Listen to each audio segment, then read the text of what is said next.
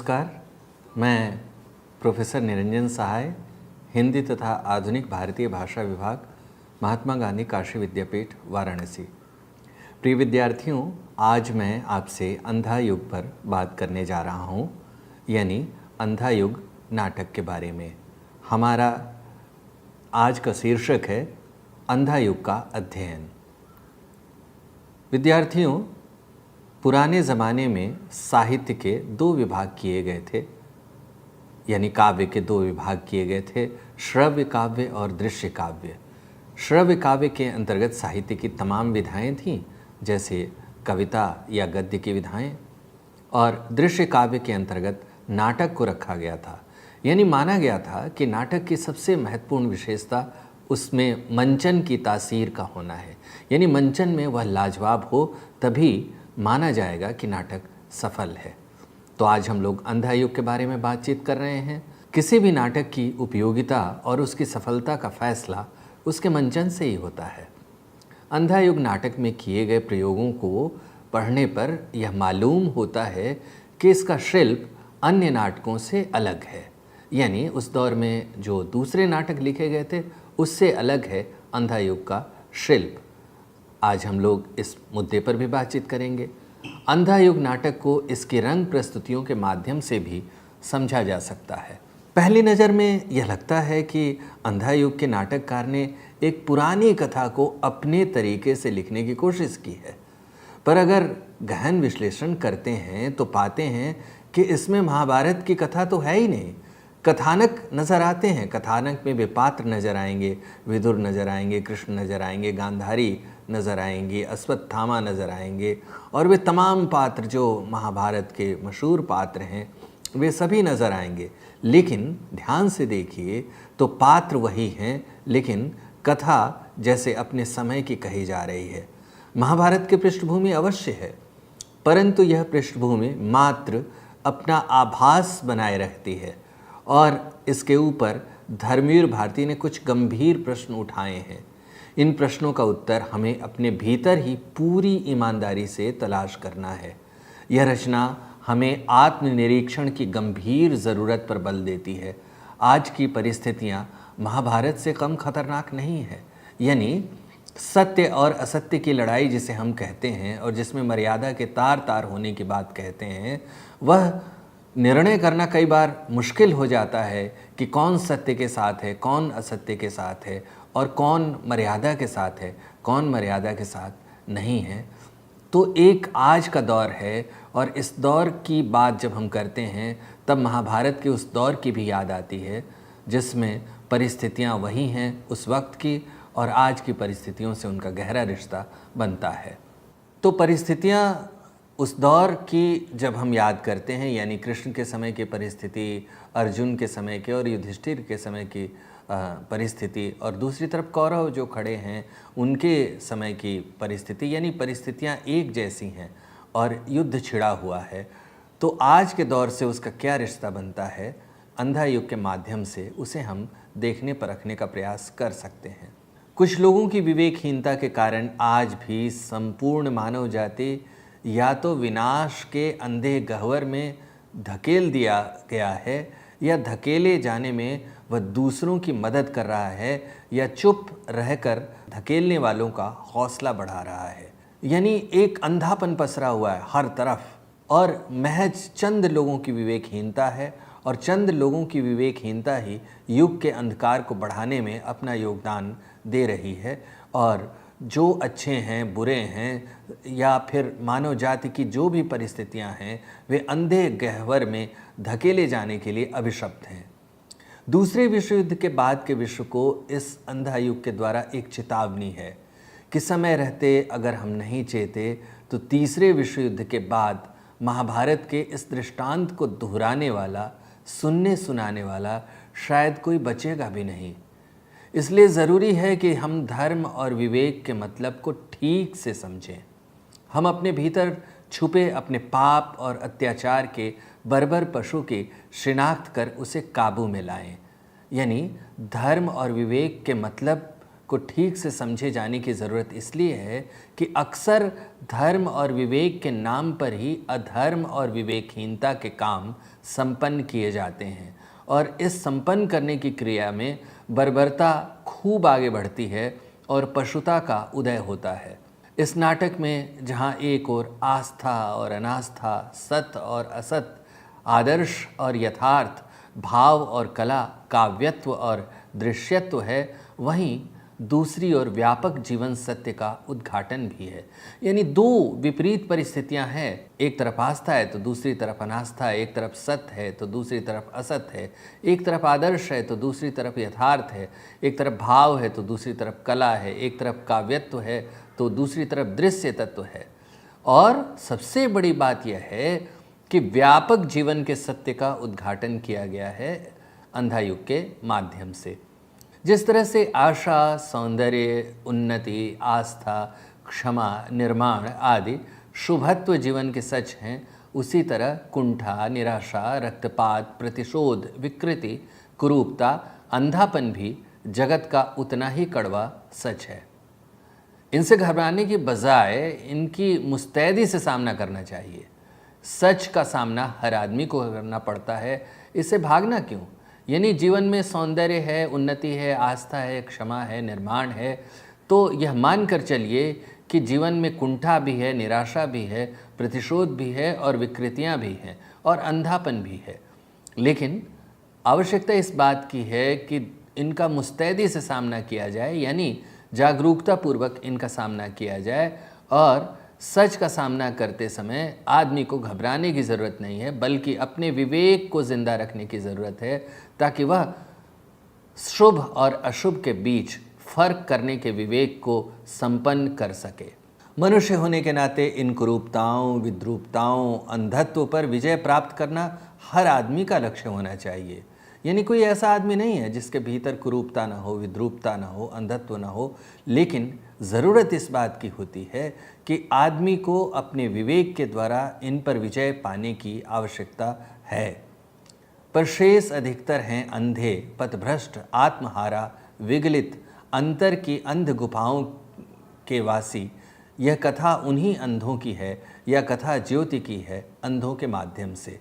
ऐसा धर्मवीर भारती ने जब कहा है तब उनके कथन का अर्थ समझने की ज़रूरत है। धर्मवीर भारती कहते हैं, पर शेष अधिकतर हैं अंधे, पथभ्रष्ट, आत्महारा, विगलित, अंतर की अंध गुफाओं के वासी। यह कथा उन्हीं अंधों की है, यह कथा ज्योति की है, अंधों के माध्यम से। ऐसे लोग अपने भीतरी अंधकार और बाहरी ज्योति के बीच समन्वय नहीं कर पाते। ऐसे में अशुभ अंधकार जीत जाता है, शुभ प्रभु मर जाता है। और धर्मवीर भारती आगे कहते हैं कि आह, वह सुनता नहीं, ज्योति बुझ रही वहाँ, और जिस क्षण प्रभु ने प्रस्थान किया, द्वापर युग बीत गया, उस क्षण प्रभुहीन धरा पर आस्था हत कलयुग ने रखा प्रथम चरण। युगों युगों से नाटक को काव्य ही समझा जाता रहा है और गीत, संगीत, नृत्य और काव्यत्व अलग नहीं रहा। संस्कृत, अंग्रेजी और यूनानी लगभग हर प्रकार के नाटकों के पुराने रूप में ये सारी विशेषताएं देखने को मिलती हैं। अंधायुग एक यथार्थवादी नाटक है। कुछ आलोचक हालांकि इससे पश्चिम से प्रभावित बताते हैं, जबकि यह सही नहीं है।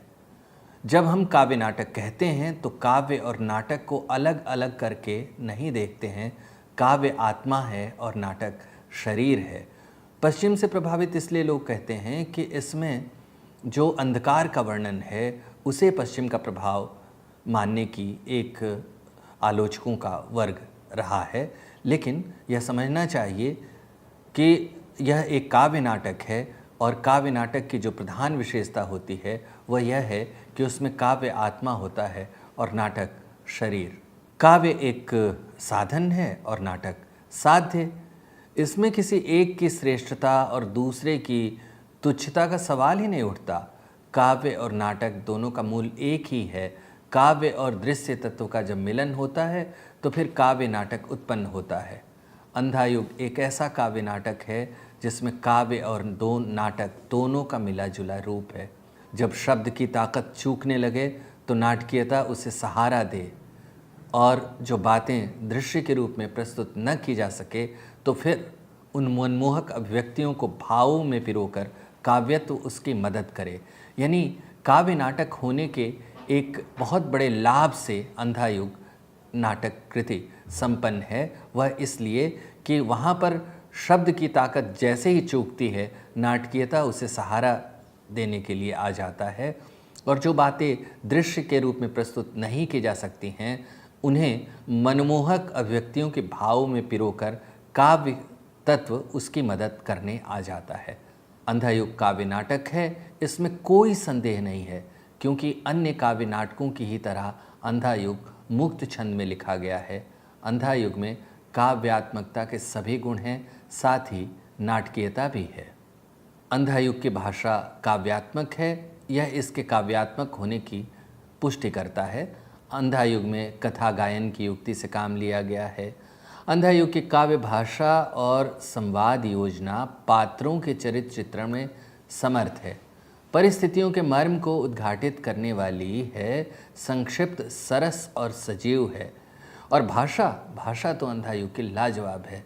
यह भाषा आम बोलचाल की शब्दावली है, जिसमें सरलता है, सुबोधता है और सुगमता है। यह भाषा जब अपनी पूरी रवानगी में चलती है तब उसमें कोई ऐसा बोझ नज़र नहीं आता जिस बोझ से आक्रांत होकर वह अपनी प्रभाव क्षमता में कमज़ोर पड़े। इसका कारण यह है कि वह आम बोलचाल की जो शब्दावली है उससे अपने रिश्ते को सदा बनाए रखता है। और एक उदाहरण से इसे समझने का प्रयास करें। एक काव्य पंक्ति है जो कि अंधा युग के संवाद के रूप में व्यवहृत है। मैं दो बड़े पहिए के बीच लगा हुआ एक छोटा निरर्थक शोभा चक्र हूँ। मैं दो बड़े पहिए के बीच लगा हुआ एक छोटा निरर्थक शोभा चक्र हूँ, जो बड़े पहियों के साथ घूमता है पर रथ को आगे नहीं बढ़ाता और न धरती ही छू पाता है, और जिसके जीवन का सबसे बड़ा दुर्भाग्य यह है कि वह धुरी से उतर भी नहीं सकता। इस नाटक की संवाद योजना निर्विवाद रूप से गत्यात्मक, भावपूर्ण, बिंबधर्मी और अभिनय पलों की अभिव्यक्ति के अनुरूप और अभिनय की भाषा को पूर्णता प्रदान करने वाली है। संवाद योजना के माध्यम से पात्रों के गुण और अवगुणों की अभिव्यक्ति हुई है, नाट्य वस्तु को गति मिली है। रंग शिल्पगत का पहला प्रयोग अंधा युग में किया गया। दोनों प्रहरियों के मध्य संवाद की योजना भी इस प्रकार के रंग शिल्प का हिस्सा है। अंधा युग का संवाद असल कथा गायन की तरह ही क्षेपक का काम करते हैं, और जो बातें सिर्फ कही जा सकती थीं उन बातों को प्रहरियों के वार्तालाप की अपेक्षा स्वगत ही अधिक हो गए। नाटककार धर्मवीर भारती ने 1972 में इनैक्ट पत्रिका में अपने पत्र में यह स्पष्ट स्वीकार किया था कि अंधा युग की रचना उन्होंने वास्तव में मंचीय प्रस्तुति के लिए की थी। अंधा युग का पहला मंचन 1962 के दिसंबर में सत्यदेव दुबे के निर्देशन में हुआ। 2 साल बाद इनके ही निर्देशन में थिएटर यूनिट द्वारा मुंबई में इसकी प्रस्तुति की गई। कलकत्ता की नाट्य संस्था अनामिका ने 25 दिसंबर 1964 को इसे प्रस्तुत किया। इसके पहले 1963 में दिल्ली के फिरोजशाह कोटला के खंडहर में इब्राहिम अलकाजी द्वारा भी इसे प्रस्तुत किया गया। 18 मई 1967 को ताल कटोरा गार्डन और 28 अप्रैल से 5 मई 1974 के बीच पुराने किले में भी इसके कई प्रदर्शन हुए। यहाँ यह कहने में कोई संदेह नहीं कि अंधा युग नाटक हिंदी के उन प्रमुख नाटकों में एक है जिन्हें रंगमंच पर भी अपार सफलता मिली। मॉरिशस में अंधा युग नाटक को पेश करते हुए निर्देशक मोहन महर्षि ने कुछ प्रयोग किए और वे असरदार साबित हुए, जैसे यह कि युद्ध के हाहाकार को उन्होंने पार्श्वधनी से उभारा और लुंज पुंज कौरव सेना को उन्होंने धृतराष्ट्र के हाथों द्वारा अभिव्यक्त कराया। और कहना न होगा, इस तरह के प्रयोग का दर्शकों पर खूब असर हुआ। और मॉरिशस में जब मोहन महर्षि ने जब प्रस्तुति की धर्मवीर भारती के नाटक अंधा युग की, और वे जो प्रयोग थे वे इतने ज़्यादा मशहूर हुए, युद्ध के हाहाकार के वक्त पार्श्वधनी का जो संगीत था और जो कौरव सेना लुंजपुंज थी उन्हें धृतराष्ट्र धृतराष्ट्र के हाथों द्वारा जो मंच पर अभिव्यक्त किया गया था, इसका बहुत बड़ा असर पड़ा। ताकि हुआ यह कि इस क्रिया से धृतराष्ट्र के साथ दर्शक भी यह एहसास कर पाए कि युद्ध की परिणति कितनी कुत्सित और जघन्य होती है। मोहन महर्षि ने 5 अंकों को 3 अंकों में संक्षिप्त कर दिया और सेठ को एक ही रखा था। रंग समीक्षकों की राय में मंच रचना की दृष्टि से यह भी संभावनापूर्ण प्रयोग था। अलग अलग संस्था और अलग अलग निर्देशक द्वारा एक ही नाटक की प्रस्तुति के अलग अलग रूप और रंग देखने को मिले। अंधायुग की यही विशेषता है कि इसे नित नए प्रयोगों के साथ प्रस्तुत किया जा सकता है। हर एक नई पेशकश में अंधायुग हमारे सामने एक नया अर्थ खोलता हुआ दिखाई देता है। अंधायुग के अभिशप्त पात्रों में उनकी जर्जरता, पराजय, निराशा और टूटन से ध्वस्त पृष्ठभूमि में गहराई, काली छायाओं को सजीव दिखाने के उद्देश्य से ही कोटला के खंडहरों के बीच एक बुर्ज, टूटे दरवाजे, सीढ़ियों और रथचक्र वाले मुक्ताकाशी खुले मंच का सहारा लिया गया था। अंधायुग नाटक की इस प्रस्तुति का यह वातावरण अपने आप में नाटक की विषय वस्तु की भयावहता को दर्शाने में पूर्णतः सक्षम था। इब्राहिम अलका जी ने जब 19 अप्रैल 1974 में इस नाटक की प्रस्तुति की थी तो उस प्रस्तुति से दर्शक चमत्कृत हुए और नाटक की तड़क भड़क विहीन सरल सहज प्रस्तुति को खासी सराहना मिली। रवि वासवानी ने जब इस नाटक को प्रस्तुत किया तो उन्होंने एक प्रयोग यह किया कि उन्होंने प्रहरियों के हाथों में बंदूकें थमा दी और रसाभास की स्थिति बना दी। अंधायुग का एक आम दर्शक भी है, वह आसानी से समझ सकता है कि नाटक का यह कथ्य युद्ध के आज के वातावरण से जुड़ा है। रवि के द्वारा ही लखनऊ में इस नाटक के मंचन में इस बात पर जोर डाला गया, यह कहना आसान न होगा कि युद्ध में विजय किसकी होगी। ध्यान देने की बात यह है कि नाटक के भिन्न भिन्न कथ्यों पर जोर देकर नाटक की भिन्न भिन्न प्रस्तुतियों को एक अलग आज़ाद व्यक्तित्व प्रदान किया जा सकता है। रंग कर्म के तजुर्बों से यह बात जब प्रमाणित हो चली है कि हर नाटक अपनी अलग और अलहदा प्रस्तुतियों में नवीन रूप रंग के साथ सामने आता हो और दर्शकों को लुभाता हो, तब उसकी प्रस्तुति बहुत महत्वपूर्ण हो जाती है। एक बात और समझ लेने की ज़रूरत है कि नाटक बनाने वाले ने हर बार यह पुष्टि की कि अंधायुग मंच प्रस्तुति को ही ध्यान में रखकर रचा गया है, लेकिन रचे जाने के बाद इस नाटक का रेडियो रूपांतरण प्रस्तुत किया गया। इसके चलते नाटक के संवादों की लय, ताल, लहजा और भाषा को सही और साफ करने का पूरा मौका धर्मवीर भारती को मिला। सुमित्रानंदन पंत ने विशेष निवेदन पर इस नाटक का रेडियो रूपांतरण प्रसारण करवाया, जो काफ़ी लाभप्रद साबित हुआ। अपने शिल्पगत कौशल से नाटककार ने ढांचा इतना लचीला बना रखा कि मंच विधान के हल्के फेर बदल के बाद नाटक खुले मंच प्रस्तुति के लायक बनाया जा सका और ऐसी प्रस्तुतियों की चर्चा अनेक बार की गई। दूसरी ओर यह नाटक अंधायुग लोक नाट्य की विभिन्न शैलियों में भी खेला जा सकता है। अंधायुग की इतनी सारी प्रस्तुतियाँ जो कि रंगमंच पर भी हुई, मुक्ताकाश रंगमंच पर भी हुई और रेडियो नाटक के रूप में भी अंधायुग का मंचन हुआ।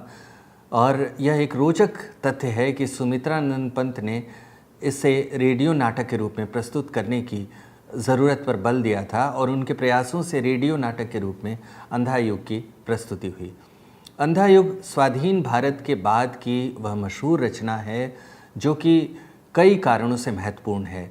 एक तो इसमें सबसे अच्छी बात यह है कि वह कथा जो लोक में मौजूद है, उस कथानक को आधार बनाकर अपने समय के सच को कहने का प्रयास किया गया था। महाभारत का जो अनिश्चितता का दौर है, युद्ध के बाद का जो दौर है, और उसमें थके हारे पांडव भी हैं और कौरव की सेना के बचे हुए लोग भी हैं, उन दोनों के बीच एक अनिश्चितता का दौर है और युद्ध किस तरह से अनिश्चितता के फल को लेकर सामने आती है, उस तरफ यह नाटक इशारा करता है। और याद कीजिए उस दौर को जब धर्मवीर भारती इस नाटक की रचना कर रहे थे, उस वक्त अस्तित्ववादी दर्शन का पूरी दुनिया में बोलबाला था। अस्तित्ववादी दर्शन में अस्तित्व की चिंता की बात की जाती है। आप ध्यान से देखिए तो अंधा युग नाटक का लगभग हर पात्र अस्तित्व की चिंता करता हुआ नजर आता है। तो यह नाटक कई लिहाज से महत्वपूर्ण है। एक तो यह कि इसमें अतीत के पुनर्सृजन के द्वारा एक वर्तमान के समय को कहने का आख्यान मूलक प्रयास किया गया है। दूसरी बात यह है कि इसकी जो शैली है वह गीति नाटक की शैली है। तब इसमें यह फ़ायदा होता है कि इसमें संगीत और नृत्य जैसी भंगिमाओं का भी एक रचनात्मक उपयोग हो पाता है। तीसरी बात यह है कि इसमें एक उस वक्त के जो दर्शन का दौर था उसका भी प्रभाव इस रचना पर दिखाई पड़ता है। और अस्तित्व की चिंता का यह जो मसला है असल में हर आधुनिक मनुष्य की चिंता है, जिसे अस्तित्व की चिंता सताती है। और अस्तित्व की चिंता के सताने के पीछे छुपी हुई जो बातें हैं उसको इस नाटक के द्वारा प्रकट करने का, अनावृत करने का प्रयास किया। इसलिए लोगों के जेहन में अपने समय में ही नहीं बल्कि आज के दौर में भी यह नाटक विभिन्न अर्थ छवियों के साथ अपना कमाल दिखाता रहा। इसके मंचन के जो इतने सारे रूप जिनकी आज की बातचीत में हमने चर्चा भी की आपसे, वह इस बात का प्रमाण है कि लोगों के बीच अंधा युग नाटक किस कदर लोकप्रिय हुआ। और सबसे खूबसूरत बात यह है कि मंचित करने वाले लोगों के साथ ही जो पढ़ने वाले लोग हैं, यानी जिनका हिंदी साहित्य से रिश्ता है या जिनकी रुचि नाटकों में है, उन्हें भी अंधा युग नाटक के द्वारा विभिन्न प्रकार की संभावनाएं इस नाटक के द्वारा प्रकट होती नजर आईं। इस तरह से विश्व युद्ध के बाद की जो मन स्थितियों का चित्रण धर्मवीर भारती ने इस गीति नाटक के माध्यम से किया, वह अपनी प्रस्तुति में बेजोड़ साबित हुई और अंधा युग स्वाधीन भारत के गीति नाटकों में मील का पत्थर साबित हुआ। धन्यवाद।